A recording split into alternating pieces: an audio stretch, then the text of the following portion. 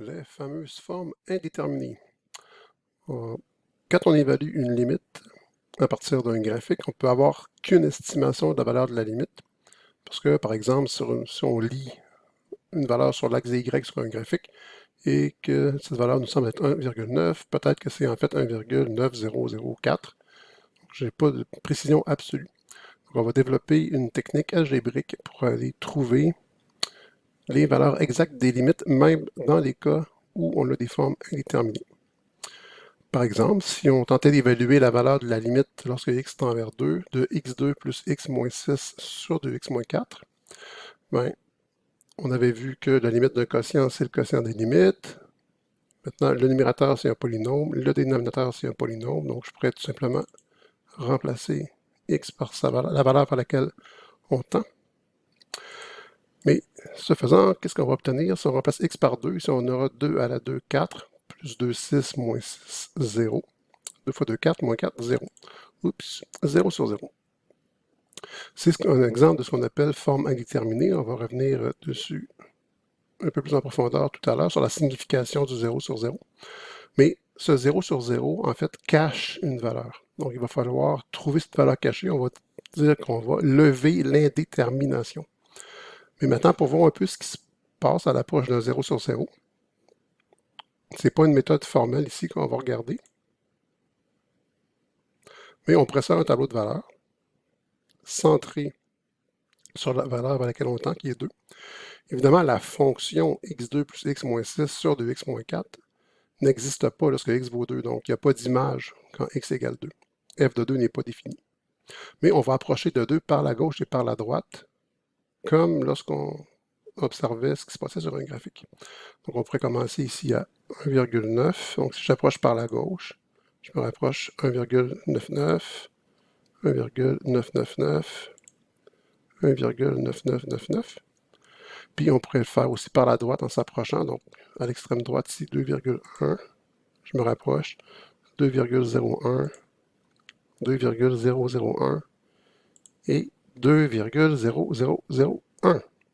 Maintenant, je vais aller évaluer la fonction qui est dans ma limite pour chacune de mes valeurs de x. Alors, quand x égale 1,9, la fonction x2 plus x moins 6 sur 2x moins 4 est égale à 2,45. Maintenant, si x vaut 1,99, si on se rapproche tranquillement de 2, on va passer à 2,495. Lorsque x vaut 1,999, nous aurons 4,4995. Lorsque x vaut 1,9999, nous obtiendrons 2,49995. Maintenant, de l'autre côté, quand x vaut 2,1, la fonction nous donne 2,55 pour le y. Quand x vaut 2,01, on est à y à 2,505. Quand x vaut 2,001, en y, nous avons 2,5005. Et enfin, quand x vaut 2,0001, nous avons 2,50005. Donc, qu'est-ce qu'on constate? Bien, il semble que lorsqu'on approche de 2, autant par la gauche que par la droite, que la fonction tend vers une valeur limite qui semble être 2,5. On a l'air de s'approcher de plus en plus près de 2,5 ou 5 demi. Donc, à ce stade-ci, on peut seulement dire qu'il semble que la limite, lorsque x tend vers 2, de x2 plus x moins 6 sur 2x moins 4, est égale à 5 demi, qui est 2,5. Sauf qu'à cette étape-là, on n'est pas certain de notre réponse. Donc. Mais ça semble être bon. Maintenant, on va développer des techniques qui vont nous permettre d'avoir la réponse exacte sans qu'il y ait de doute. Donc, la limite qu'on vient tenter d'évaluer est un exemple de forme indéterminée. Et la liste des formes indéterminées est celle-ci. Alors, nous allons dire que nous avons une forme indéterminée lorsque l'évaluation d'une limite nous amène au résultat suivant. Donc, 0 sur 0. On va donner une interprétation très bientôt. infini sur infini, et peu importe les signes, ça pourrait être moins l'infini sur moins l'infini ou toute autre combinaison. Infini moins infini.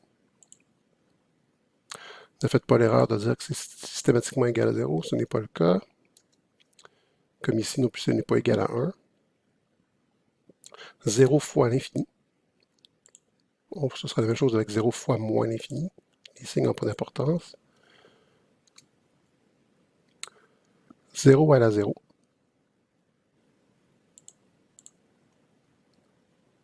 Il ne faut pas oublier qu'on est dans un contexte de limite. Donc, les zéros ne sont pas vraiment des zéros, mais des nombres infiniment près de 0. 1 exposant l'infini. Encore une fois, ici, ce n'est pas vraiment le nombre 1, c'est un nombre infiniment près de 1. Et finalement, infini exposant 0. Bon, maintenant, pourquoi est-ce que ce sont des formes dites indéterminées? Pourquoi 0 sur 0 ne donne pas 1, ainsi qu'infini sur infini? Pourquoi qu'infini moins infini ne donne pas 0? Pourquoi que 1 exposant l'infini ne donne pas 1? On va plus convaincre par un argument graphique et aussi par un raisonnement arithmétique.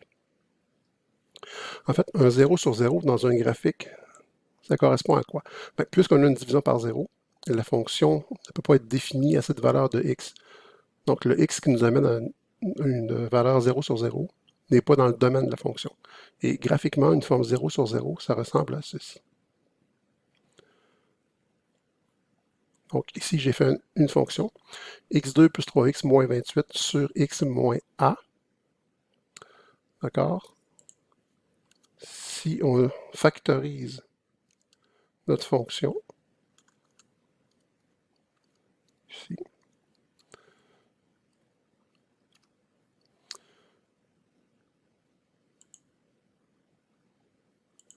oups. OK. Donc, on voit que lorsque x va valoir 4, ici, j'aurai un 0 au numérateur. Et si je remplace le a par 4 au dénominateur, ben, moins 4 plus 4, ça fera aussi 0. Donc, donc quand x va tendre vers 4, dans ce cas-là, nous aurions un 0 sur 0. On aurait pu voir aussi par 4 au carré plus 3 fois 4 moins 28 donne 0.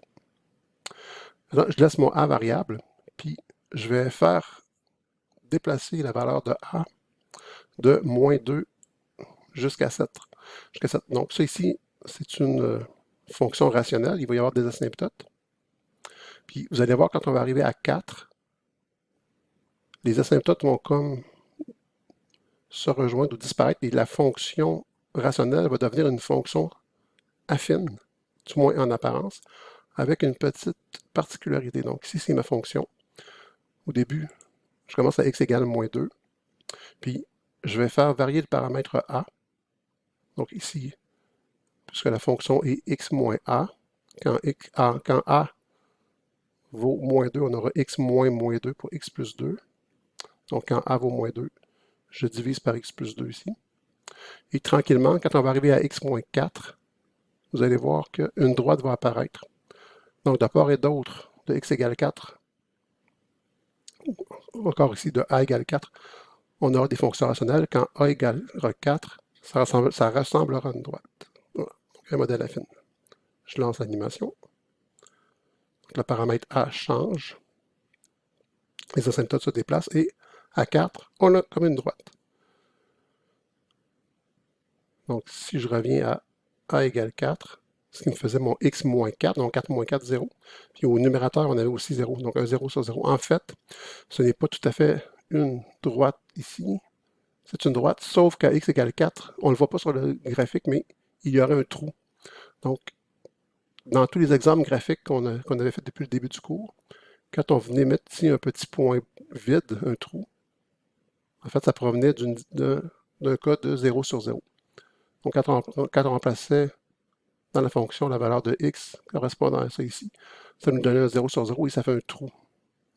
En fait, pourquoi ça fait ça? Ici, lorsque a va valoir 4, si je prends le moins qui est ici, que je le mets ici, j'aurai 4 moins x. Ici aussi, j'aurai 4 moins x. Donc, ça va simplifier. et il va rester x plus 7. Donc ça veut dire que quand mon a est près de 4, ici, donc quand mon a est à 4, je n'ai plus vraiment un modèle rationnel. J'ai comme une droite trouée. C'est comme la droite x plus 7, mais avec un trou à x égale 4. J'ai ma droite x plus 7 avec un trou à x égale 4. Donc c'est ça une forme 0 sur 0. Et en fait, donc algébriquement, on ne peut pas le trouver directement. Quand on fait l'évaluation, ça nous donne 0 sur 0.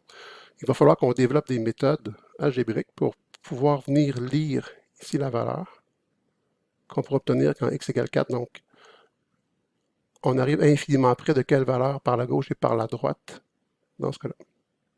Puis, puisqu'on sait qu'en simplifiant, ça sera x plus 7. X plus 7, on pourrait faire 4 plus 7, donc 11. Dans un cas comme celui-là.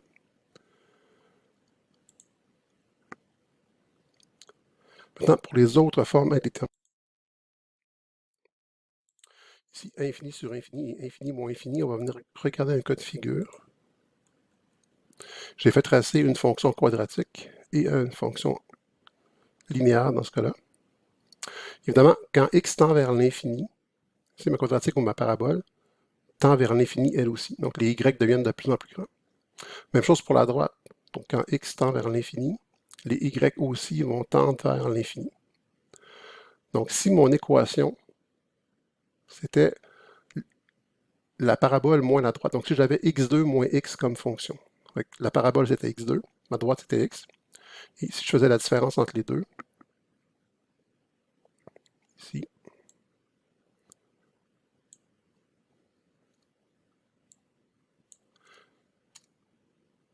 j'aurais donc x2 moins x. Si on travaille avec la fonction x2 moins x, qu'est-ce qu'on obtiendrait rendu à l'infini? Ben, ça revient à faire la parabole moins la droite. Puisqu'on voit, à chaque fois qu'on fait parabole moins droite, quand les x augmentent, la différence augmente.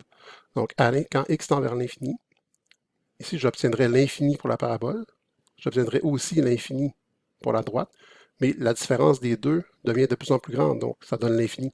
Dans ce cas-là, infini moins infini, ça me donnerait infini.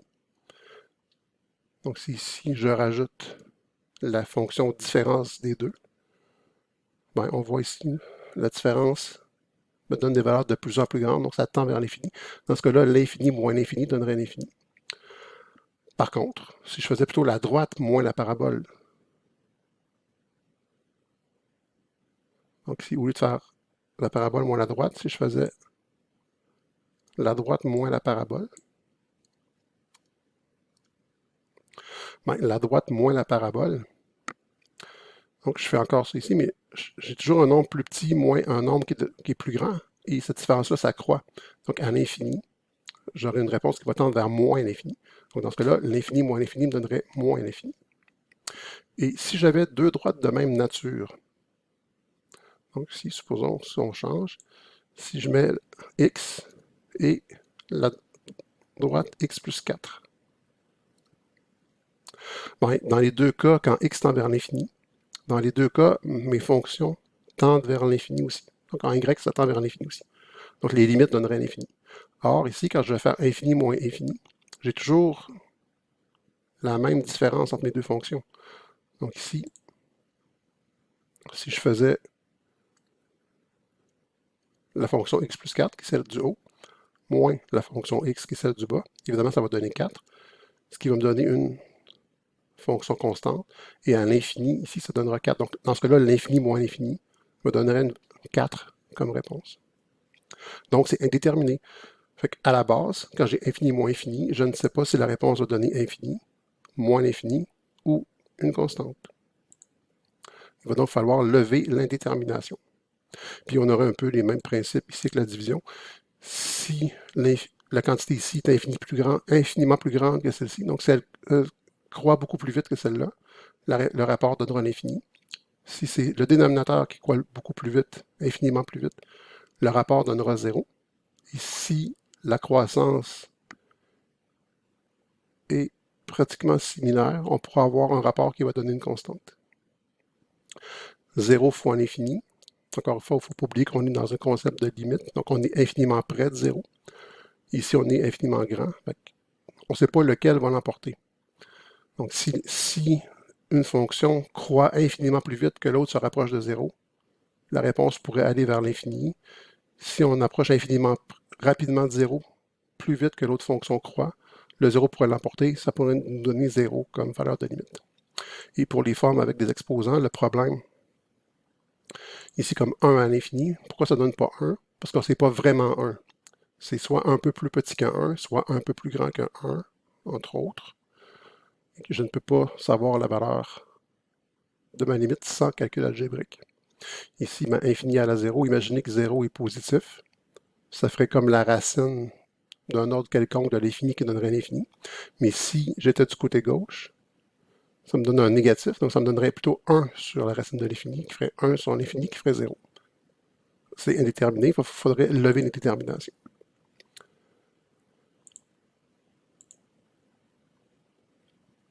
Et c'est ce qu'on dit dans le texte qui finit notre théorie ici. Nous devons lever l'indétermination pour trouver la valeur de la limite. Nous étudierons les trois premières formes indéterminées dans le cours de calcul différentiel, donc 0 sur 0, infini sur infini et infini moins infini. Les quatre autres seront traités en calcul intégral. On va tout de même revenir sur ces trois-là parce qu'on va développer un outil mathématique qui va nous permettre également de venir aborder de manière différente, plus efficace ces formes-là ici, dans un prochain cours.